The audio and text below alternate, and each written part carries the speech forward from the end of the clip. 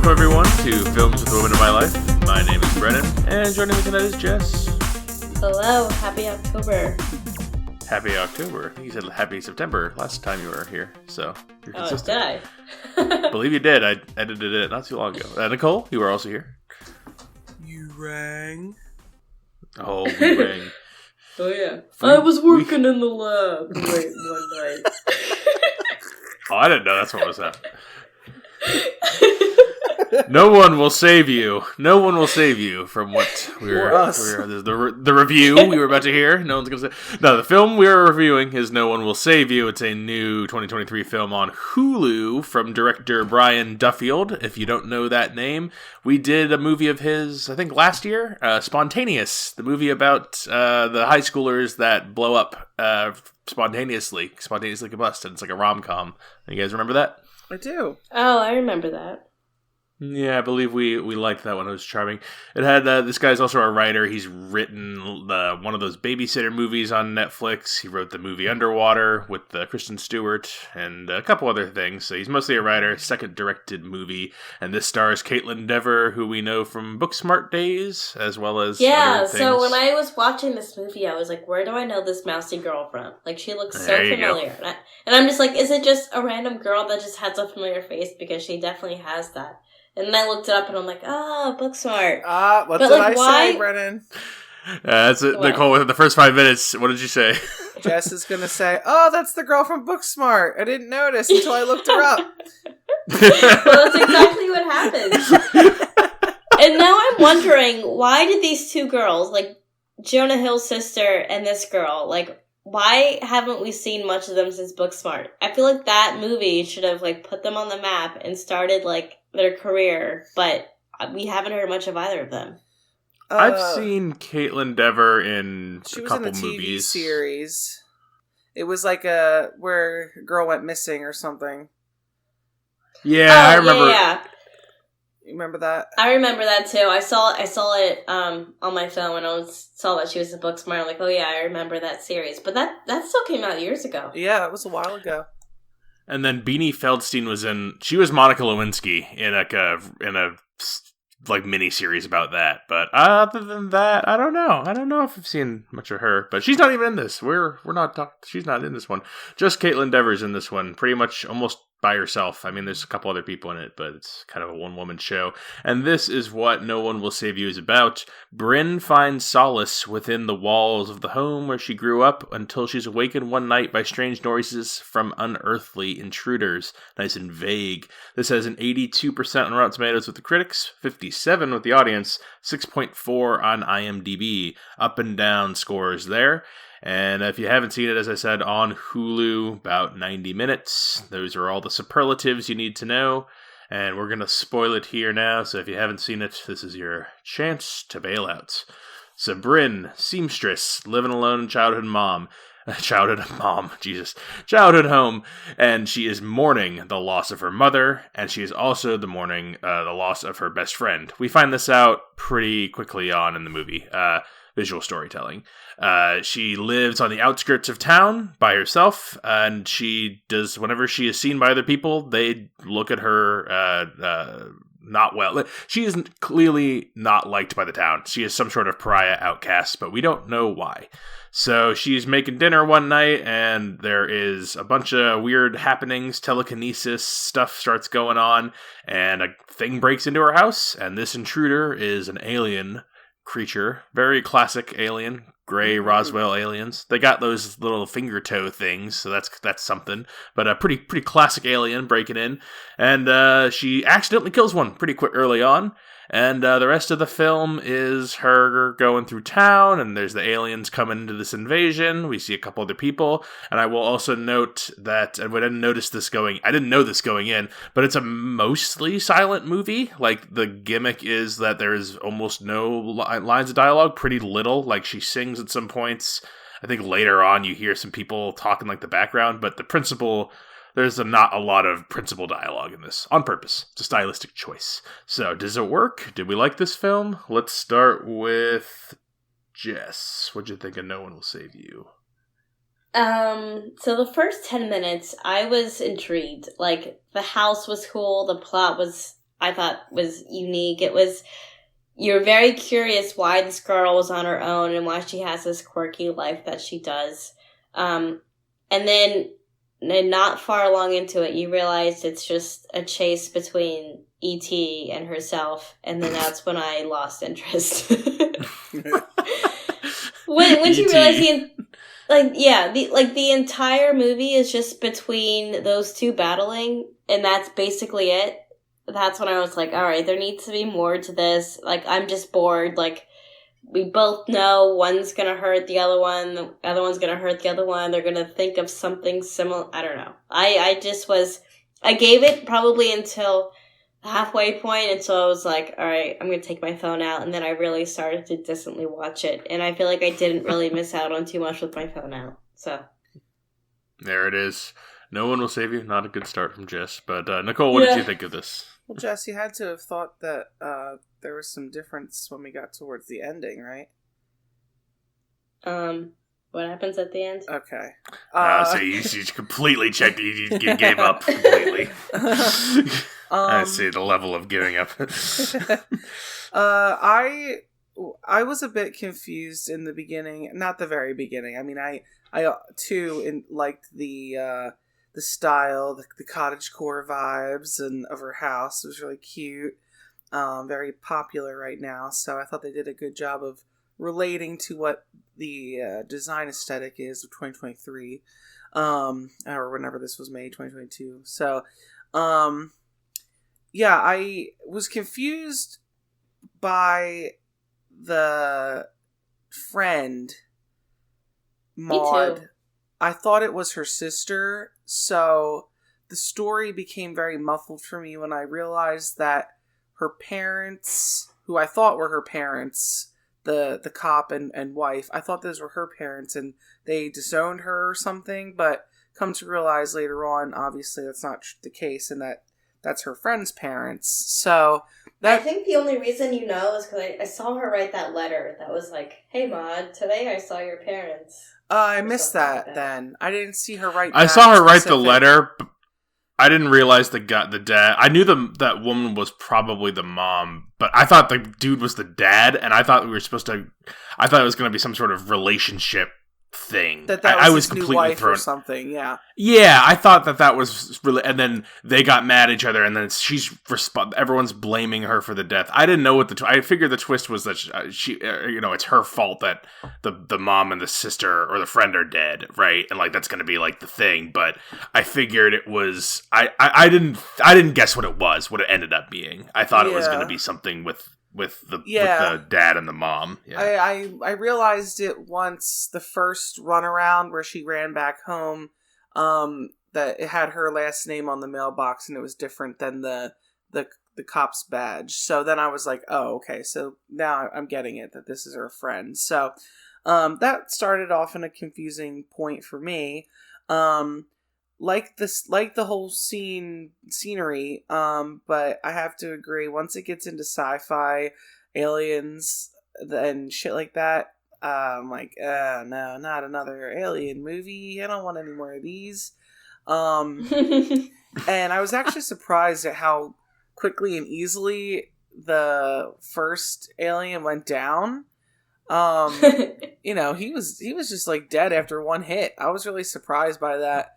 Because, the other ones seemed a little bit more resilient, the large ones. The bigger ones are definitely, could take a hit. Because the other little guy that was in her house, too, I think we thought that he was not dead yet, but he must have been, because he never came back. So, there's a lot of weird parts that, in my mind, are trying to feel, I don't know, maybe like Black Mirror-ish, with the people that are infected all standing up and smiling together and waving together and pointing at the sky. I'll take away Black Mirror and actually say more M. Night Shyamalan-ish. That's something that he would put into a movie. That is a good call. That is very M. Night feeling. Yeah. So, it's cool, I guess, that this is all in her house. Like, she's really finding stupid methods to try to kill these things. Like, I wouldn't. The fire method was probably that was cool. But like a box cutter, like what the fuck are you gonna do with a box cutter? So, well, she killed the one, you know. That's what I was thinking, you know, as it was happening. So all that was kind of lame. Yeah, it's not my style of movie. And then when we talk about the ending, it really threw a curveball into everything. And then we add the additional funness for me of the 2-person time travel hugging yourself bullshit. So, yeah, that's what I thought so far. I don't know if I took that from the end. The end is actually where I think it gets better as it goes for me. I didn't like this. I liked this more as it went along, and by the end, I kind of almost came around on it because I like the ending so much. I like the last 5 or 10 minutes a lot, but it takes for me. It kind of builds and takes a long time to get there. I don't like. And I think it works. The movie's gimmick works to its detriment. The no talking, because I think you got to get to the twist or like the reveal. Because the intrigue is, why is the town hate her? And then the aliens are coming, and then you're expecting, okay, this is a movie, it's a story. Those need to be thematically related somehow. Like there needs to be something that ties it all together to make it feel like a cohesive thing. And not like, oh, the whole town hates me. And also an alien invasion happens and I'm running away from the alien for 45 minutes of the movie. And then we go back to the town and there's also something going on meaningful there with the background thing. So yeah. it kind of slops its way to the end. But the thing is, by the last, it sounds like when Jess, you should have hung on, I guess is what I'm saying.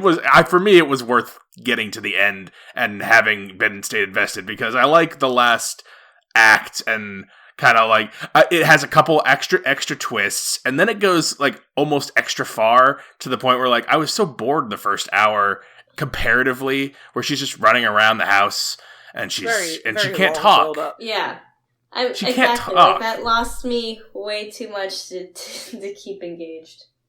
Yeah, and I think it's a shame. I think if you had not used the gimmick of no one talks as a crutch, you could have just let it breathe a little differently. I know it's a cliche character, but if you write a friend character in who can talk and give us some exposition, and we can still hold that secret of why she's hated by the town till the end, we can still hold on to that. I don't think the issue is the not talking. Like, I just think it was just too much back and forth between her and the alien. But don't you think if you could, like, it was too much back, but like, what else, if you aren't talking, how else do you fill the time of a 90-minute movie? Well, they gave her a couple parts. The Quiet Place did it. Yeah. The Quiet Place did like sign language though. It has people communicating though. It's not like in this movie you couldn't have everyone speaking like it would be a different sensation. You could have her like there's parts where she is talking though. Like she sings when she's doing the first dance, and then she says, like, I love you or something, and then she says, I'm sorry a lot to the friend in the flashback, like, or whatever. Like, we can have her, like, singing to soothe herself while she's scared or something like that, where it would just be a little bit of creepiness. Like, she only speaks or talks when she's in danger. I don't know, something like that would just add a little more, this is kind of creepy. Yeah, I mean, we're with her. Like, we want to be with, like, we want to be, like, on her side. Like, and that's the thing, is I'm on her side. I think Caitlin Dever's an expressive actress, so you have to get someone who, they're not going to talk at all, they have to be completely physical actor. So, like, to stay engaged, I think she did as best she could. But, like, yeah, what is it? What'd you say? What'd you just say? Make her like have a creepy laugh or sing to herself or something like self-soothing or something that's like, ooh, even she's kind of weird. Maybe, and then maybe that's like a red herring because for the ending reveal. But it's more of a like if you're comparing like Quiet Place, that has like characters communicating the entire movie, so like that's what's driving the plot. Like, You care about, like, you know, this is like a one-woman show. This is more like a Gravity, or, this is actually really like, and I know neither of you've seen this, Robert Redford in All Is Lost, where he's out on a boat in the middle of the ocean by himself, and he doesn't have any lines in that movie. He screams fuck in the middle of the movie one time. It's great. But the rest of the movie, he doesn't say a single line. This is much more like that, where you're characters by themselves, survival, and it's just the actor having to be like a physical actor in the space. Mm-hmm. And unfortunately, like, I kind of, like, I think with you, Jess, that, like, the problem is the whole movie is, not the whole movie, but like 50 minutes of a 90-minute movie is her evading the alien kind of slowly. I think it maybe would help too if the aliens were interesting. I don't know why we made the choice to go with the classic Roswell plain gray aliens, you know? Sometimes they run, sometimes they're very slow. There's no, like, continuity with them either. Sometimes some are huge, some are regular people size, but, like, and that's kind of, like, it feels uncomfortably ripped off. Like, you know how you want something to feel familiar, but, like, a little splash, a little edge? This is, like, the opposite. This is, like, something that's the same, but the parts that are different make it worse. Like, because they're regular aliens, but they're like, oh, but they got weird little thingies, and they're different sizes, and I'm like, that's just the aliens, but they're lamer. Like, I don't know, that's, like, not really different. That's not, like, different. That's not, like, a cool design. That's not, like, Alien or Predator or cool, I do have to say, interesting. It is nice not having another Demogorgon, but it's not a Demogorgon. You're right. They could have been more creative. I agree. Well, the thing about it too is the aliens aren't even the problem. It's the parasite in them. Like, they could have made a cool vehicle for the parasite, and they just picked aliens. I don't get it. Right, that's part of what was undercooked to me too. Is like the part of the reveal. And Jess, tell me if you didn't even get this, because it sounds like you were checking out towards the end. But so I got the point where it looked like a monkey ball, and it turned into like some spiky, wormy thing, and she ate it. Yeah, like the thing that Kirby would eat. Yeah, if we're sticking with video game references. So, like, again, like I was not totally on my phone. I was back and forth, so I saw that. No, I wasn't accusing. It was more of my point there was like the whole thing is like, oh, you think the aliens are the bad guys, but the aliens are just hosts for this parasite thing, and the parasite thing is the real bad guy. And so, like, that's a cool reveal, but it's done in a way where, like, I'm thinking back to the movie, I'm like, that is the reveal, like, part of the reveal, right? Because, like, then I'm thinking back when the aliens were on the ships, and the aliens are, like, looking at her memories and stuff. I'm like, wait, the aliens are working with the parasites? Or are the parasites controlling the aliens in this moment too, and looking at, like, her memories, and the parasites are the ones who, I mean, we're in the spoilers, are her friends at the end? And I just, like, that's a little unclear. Like, are they, like, that's just, it should be cleaner. It should be a cleaner understanding, like, yes, the aliens have these parasites and that's what's going on, or, oh no, the aliens and the parasites are two species that work together. Or was it like the aliens were set with a task to invade the humans, or were the aliens just dropped off here? They were trying to get rid of the parasite any way possible, and they had no idea. That's what I thought. And it would be a little more helpful. Like, I know it's hard. Again, we're working against ourselves here. If you didn't have your own rule that there's no talking, this is my silent movie gimmick, you could you could have a radio broadcast in the back. You could do something, you know. You Quiet Place did it with stuff where you have stuff in backgrounds and you pick up on things because you're using visual and audio clues that aren't straight dialogue, but. It gets lost there. Yeah, I agree. So maybe let's reveal the entire half of the movie, because clearly I did not connect any dots. The which part? The ending. All the twists. Okay, all the twists. All right, so let's go from Doppelganger forward. So we've got telekinetic. She's already run into the people in the town. The town people have already been infected. So she's got, the thing gets her, she has the hallucination, remember, when she, thinks of she remembers her friend, it's kind of fuzzy. Yeah, I like that. She woke up and it was like a dream.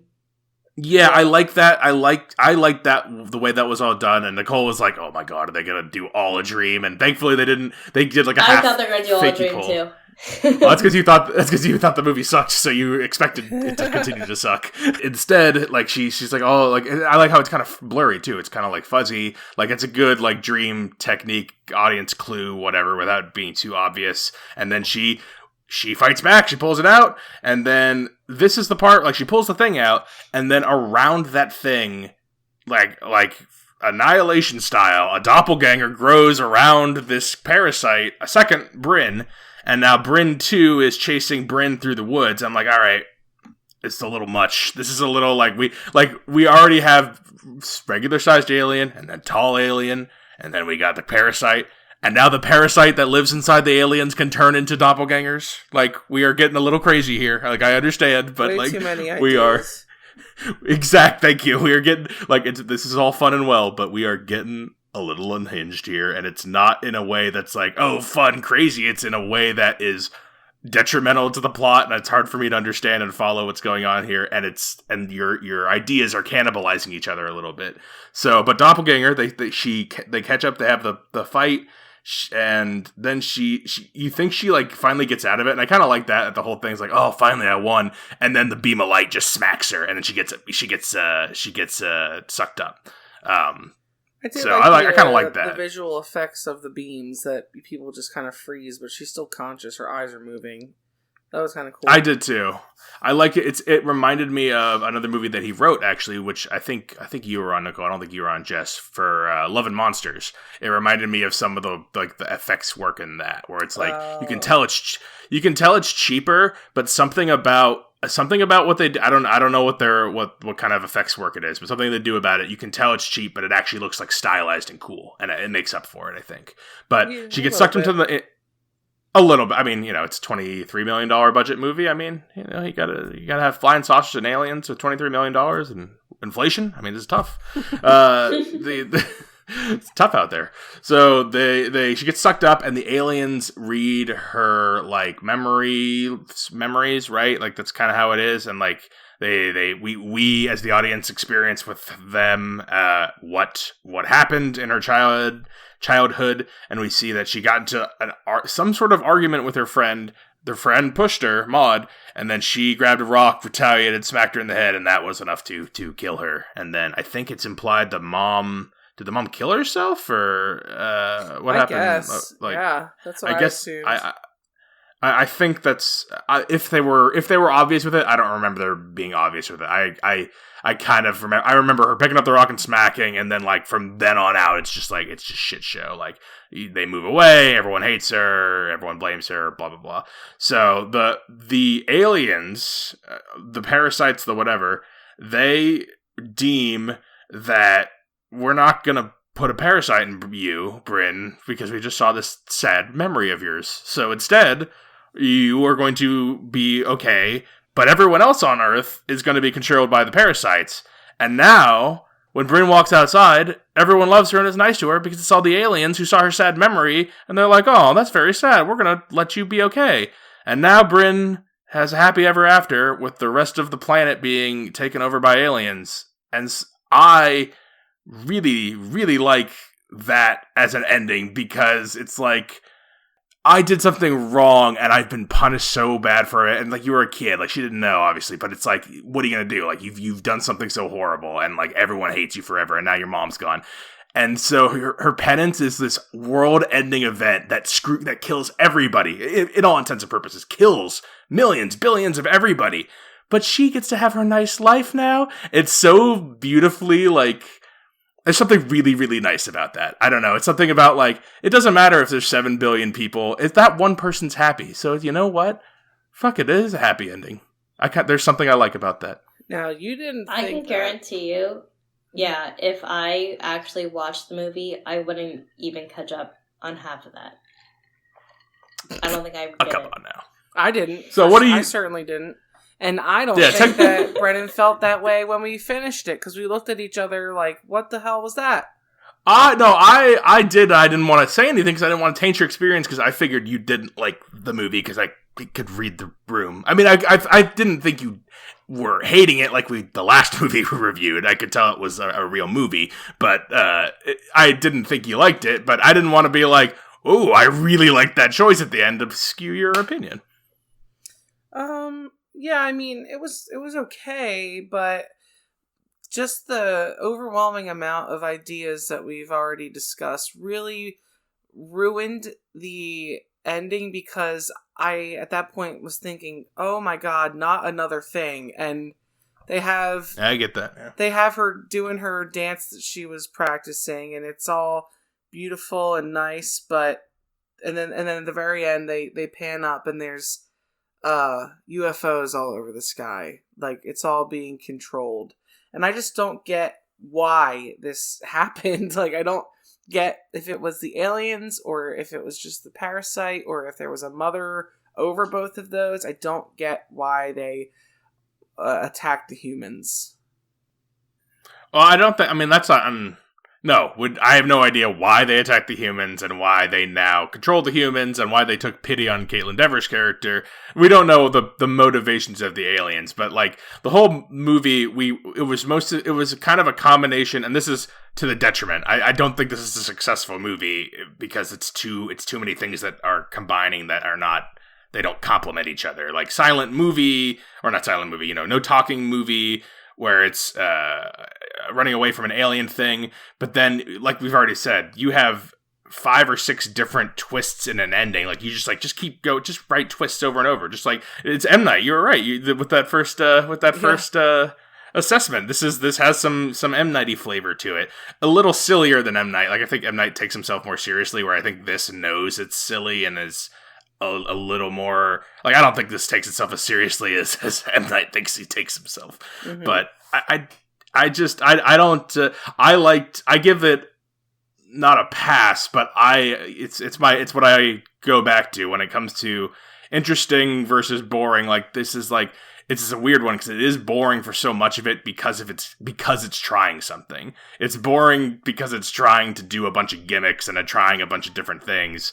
And so it's kind of a half misfire kind of thing that I mean, I will say I wasn't miserable watching this. I was a little bored at times. I think I liked it more than you guys. Like, I think on a binary scale, I was, mildly amused watching it. And then as it went along, I was like, oh, I see the grander ambitions behind this. I see, like, his other movie, Spontaneous. I love Spontaneous. Like, that's like a 4.5 star movie for me. I don't actually love the ending of Spontaneous. Was cute. Yeah, I like that. I know, yeah, you guys both like 3.5 stars, if I remember, kind of feelings on it. But that's actually a movie where I don't love the ending. After spoilers for Spontaneous, but like, no, I don't even spoil. I don't want to spoil it. There's a moment in Spontaneous where like the it's kind of done, like the thing's kind of wrapped up, but the movie has to go on for half an hour, and then it just kind of falters. This is the opposite problem, where like it meanders around for so long that by the time it gets to its ideas, you've already lost people. And then even its ideas that it's trying to execute, they're fun, they're cool ideas, but it's a big pot of, it's too much. Well, too much it stuff. Seems like he still is trying to work out his directing, producing style.